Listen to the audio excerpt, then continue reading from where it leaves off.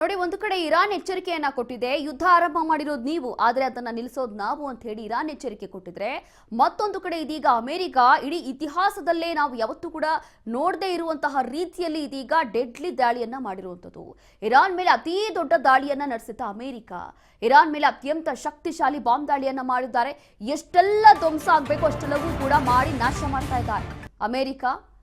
Iran ಮೇಲೆ ಅತಿ ದೊಡ್ಡ ದಾಳಿಯನ್ನ ನಡೆಸಿರುವಂಥದ್ದು ಅಮೆರಿಕ. ಇಡೀ ಇತಿಹಾಸದಲ್ಲೇ ಇಂಥ ಒಂದು ದಾಳಿಯನ್ನ ನೋಡ್ಲಿಕ್ಕೆ ಸಾಧ್ಯವೇ ಇಲ್ಲ ಅಂತ ಹೇಳಿ ಖುದ್ದು ಡೊನಾಲ್ಡ್ ಟ್ರಂಪ್ ಅವರು ಇದನ್ನ ಸಮರ್ಥಿಸಿಕೊಂಡಿದ್ದಾರೆ.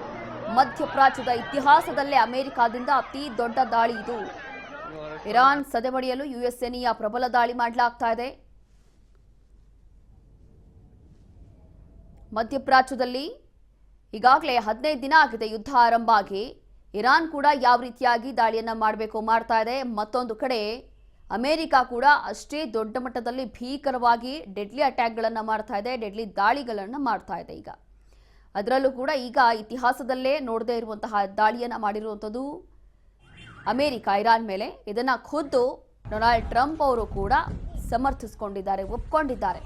ಮಧ್ಯಪ್ರಾಚ್ಯದ ಇತಿಹಾಸದಲ್ಲೇ ಇಂಥ ಒಂದು ದಾಳಿಯನ್ನು ನೋಡಲಿಕ್ಕೆ ಸಾಧ್ಯ ಇಲ್ಲ ಅಂತ ಹೇಳಿ ಈಗ ಯುಎಸ್ ಸೇನೆ ಎಲ್ಲವೂ ಕೂಡ ಧ್ವಂಸ ಮಾಡಬೇಕು ಅಂತ ಹೇಳಿ ಸಜ್ಜಾಗಿದೆ.